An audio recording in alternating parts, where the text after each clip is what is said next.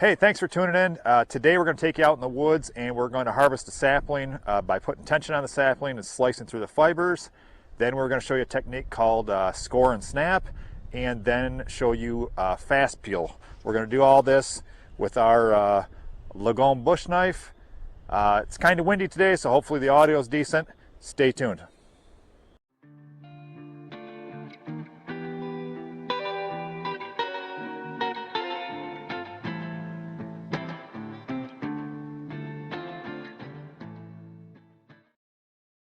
So for this small sapling, I'm picking this one because it's straight and I want to be able to show you guys how to fast peel something. What I'm going to do is I'm going to take a sapling like this. This is the technique described in Morris Kohansky's Bushcraft book, and one of the techniques that those guys up at Karamat teach. You can do this with any type of sapling that you can actually flex and put stress on the wood fibers. So you can do something just about wrist thick usually if you really flex on that thing. I'm going to show you on a small sapling like this. It's probably a little easier to show. And what I'm going to do is I'm going to bend this thing over. And I'm going to try to put some tension. The sapling right here is starting to curve here. So what's going on is we're putting a lot of tension on these fibers. And then what I'm going to do, like I said, when we talked before in the other knife skills video of cutting through 45-degree angles, I'm going to start at a 45 here, and I'm going to rock this knife back and forth, and under tension it's going to start to slice through. And what you have to do, sometimes as you're slicing through, you can kind of relieve some of the tension because it'll start to tear like it did a little bit here. But if you notice that was a pretty clean cut, and that is just from putting stress on those fibers and rocking your knife back and forth through there. So that is a quick and easy way of harvesting saplings. Next here we're going to show you the score and snap technique that I use.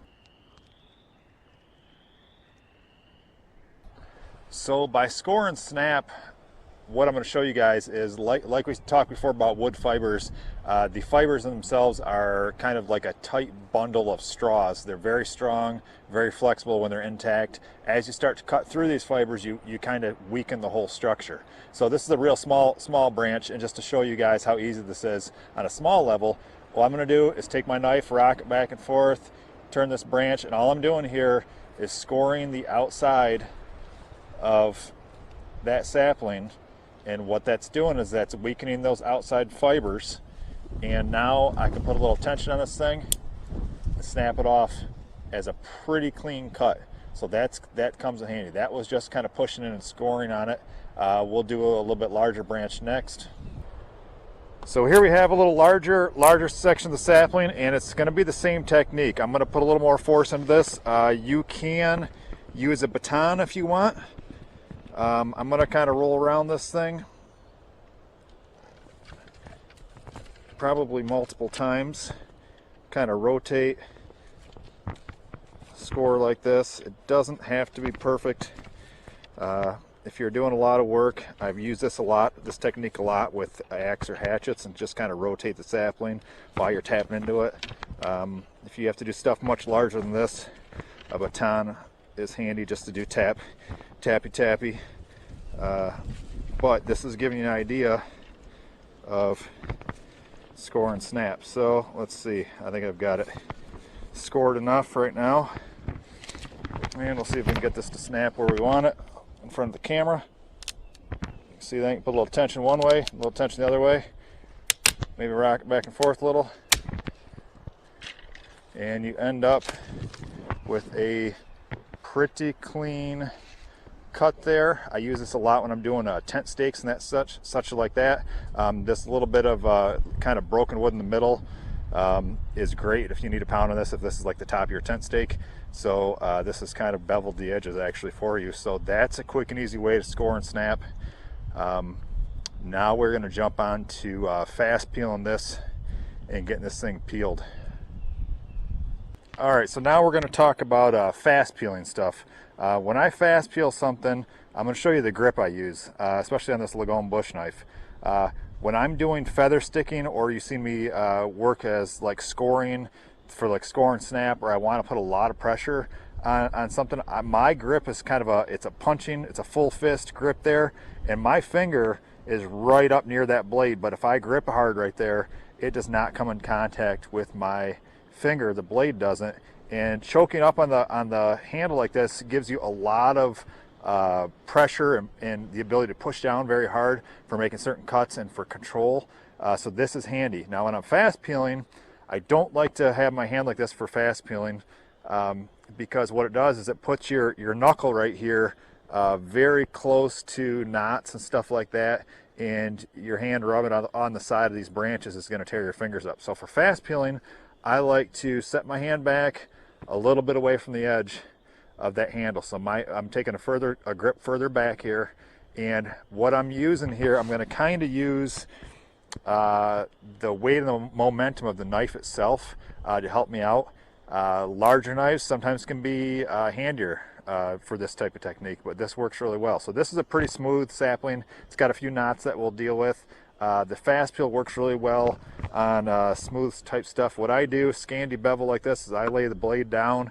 Right now that cutting edge is not, oh, just did right there, not coming in contact with the bark. And as I angle it slightly, there, now we're into contact. And that's what you want to do. You want to get that point where it's just barely into contact, like peeling a potato. So now what I'm doing is a back and forth motion. I'm not, if you angle this knife up too steep, that cutting edge is going to dig into the fibers. You do not want that. You want that bevel just riding on the surface there. And you quick movements here. You're using the momentum of the knife, momentum of your arm as a follow through. That makes quick, handy work for peeling saplings for projects like that. We'll go further back here. As you hit knots, you can see that, and we'll hit this knot. You kind of tap it a few times, then you can usually kind of work through it. Usually if you've got the a heavier knife, it blows through those easier.